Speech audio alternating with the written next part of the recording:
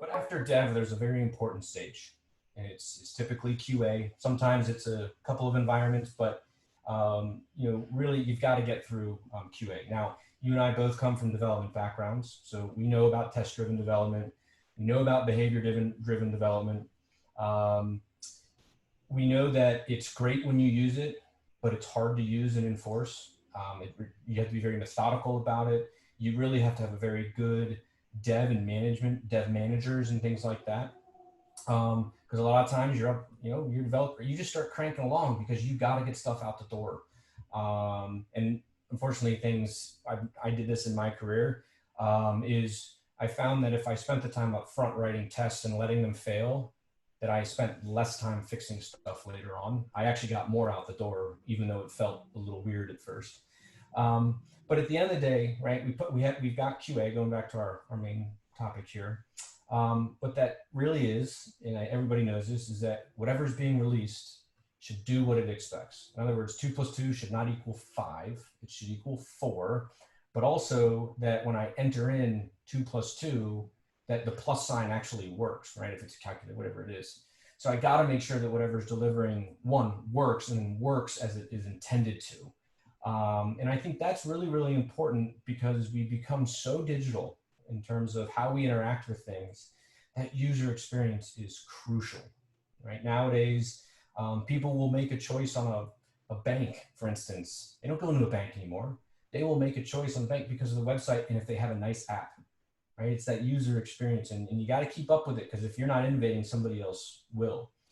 So the question is that, right, we got QA in there. That's a major step, and it seems to be that that's kind of a key thing. So what are some of from what you've seen in the study, what are some of the typical challenges seen during the QA as it relates to the deployment? Because again, that step seems to take quite a bit when we look at the overall release process in the SDLC. So again, what do you see in the QA process? What are the struggles? What are the things that hold teams back from being able to have that automation and to deploy faster when we look at that QA stage? Yeah, I think there's been a lot, in through my career and in the report, especially, like, there's been a lot more rigor applied to software quality, like throughout the SDLC. And so a lot of times people are getting kind of hit early on. There's this whole mantra of shifting left, like poor engineer, everything will be shifted left upon him or her at some point, right? And so a lot of, if you take a look at very modern quality engineering QE organizations, like they're basically trying to mimic production as quickly as possible in some shape or form for the engineer before going to production, right? And so a lot of times kind of ratifying, like, it's just not just a test suite. You're getting barraged with a bunch of application infrastructure level tests, infrastructure tests, even those functional tests. Like those are the tests that people don't really think about. Like, oh yeah, as an engineer, we'll pass our functional test. Sure. But what about the infrastructure it runs on, right? Like, you're deploying to Kubernetes.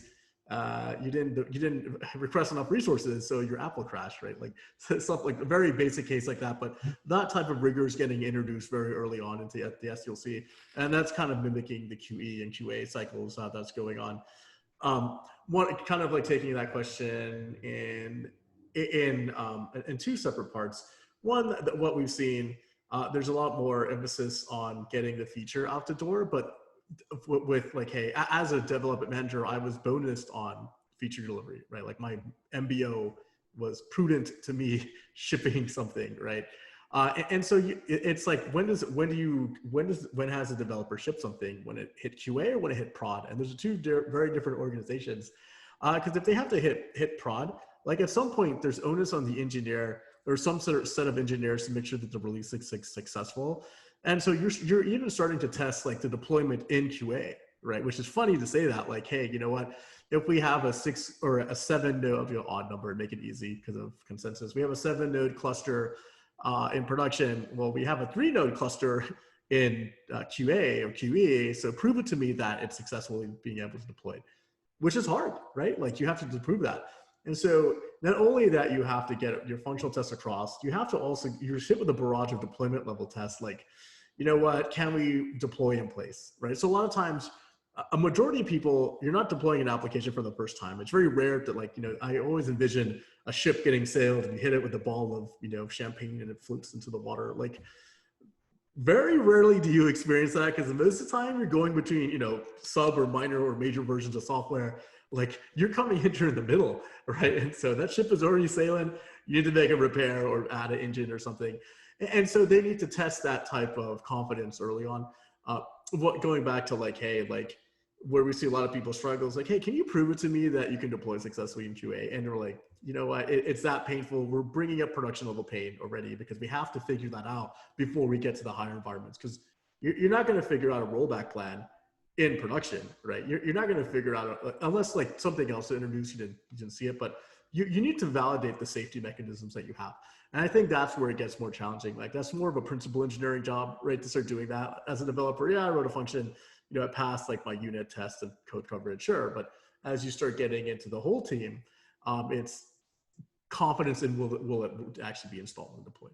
And that's where we see a lot of people like kind of hit the brakes. Like, yeah, like our production level releases, kind of modern infrastructure, if you're leveraging something like Kubernetes or another orchestrator, that you're able to mimic production in a smaller set or the same set in a lower environment. So that safety rigor is going into it. And that's where we see a lot of time people spending in, they're basically doing a deployment for their changes. Yeah. But I think that brings up a good point, right? Which is, we go back to this templatization of things. Now, let's be honest. When we're thinking of microservices and stuff like that, we're thinking cloud native. So we're in some sort of Kubernetes-based environment.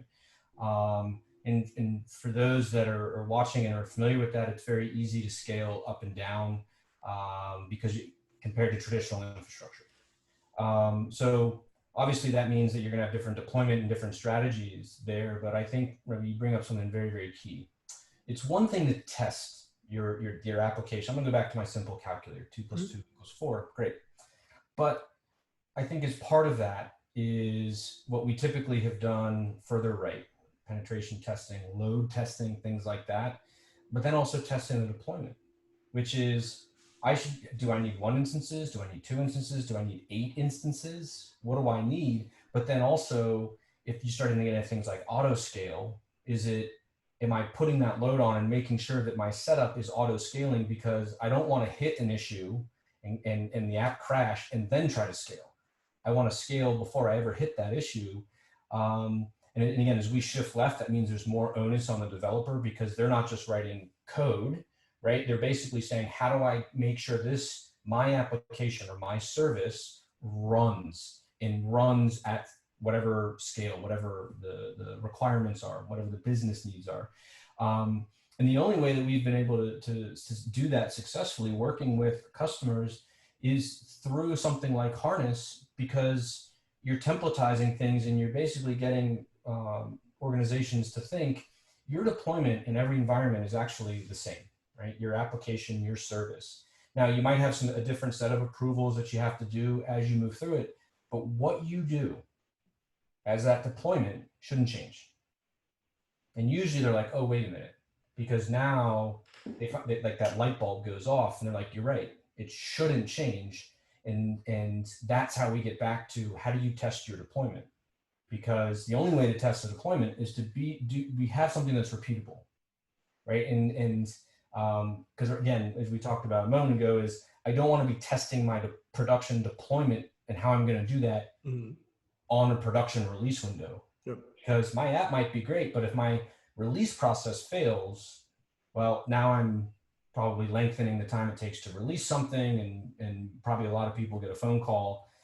If you've been like me, where you started a deployment on Friday at 5, and you and a bunch of other people are all in a conference room or on the phone through the weekend, just waiting, right? Everybody's on the phone waiting just in case they're needed. And that takes up a lot of time.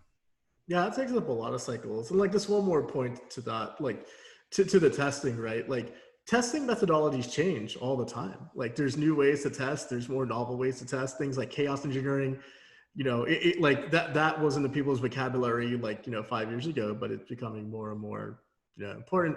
One of the last things that we kind of like want to leave with around testing it's also rule sets change, right? So the level of rigor you apply to somebody changes. Like a very good example of this is open source security testing. So I'll give you an example. Like one of the things that organizations, and this is why having a tool like Harness or like having a robust pipeline is important, because even though there's conformity between stage to stage, so between dev, QA, UAT, prod, your rule sets of how much like what you vote as a passing score will change.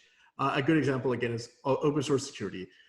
So for example, in your development environment, usually forward-thinking organizations will say, you know what, we want to give developers lateral freedom to innovate. So if we find an infringing package, like this is like new way of thinking. Like 5 years ago, we wouldn't be having this conversation today. It's commonplace that organizations will talk about this. We want to give developers like lateral freedom. So if we were to flag something as malicious or something as suspicious, we don't want to fail the build because of that. Like they have a good reason of using it, and then they can justify it in other environments, so then we can pass that stuff along. Versus, oh, you know what, the build will never succeed because they used something that wasn't approved. Well, there's a reason why they took it, right? Either they know or don't know. So it's an educational tool, and also it's like you have to innovate, so you're justifying a change. But there's lots of testing methodologies that actually incorporate that, right? So I call it the tightening the rope type of model. It's, you know, how do you model in new testing methodology? How do you model in differences in rule sets? And this is why having a robust pipeline is so important, because if you have to build this, like not only are we making a workflow, we're making some sort of decision or rules engine now. Like that 66 hours to do it practically is looking like a 3 to 4 month sprint, right? Like this is what it's starting to look like. And so like those are things that people would expect like to be able to have these capabilities. And that's exactly what Harness does. Like you can change around the threshold. It's not a big deal. You want to add, you know, an open source security scan, go for it. You know, that's not very difficult. You want to introduce chaos engineering. Actually, I was just doing something with the chaos engineering vendor, you know, proving a few things out. Like it's not hard to do that by convention. So yeah.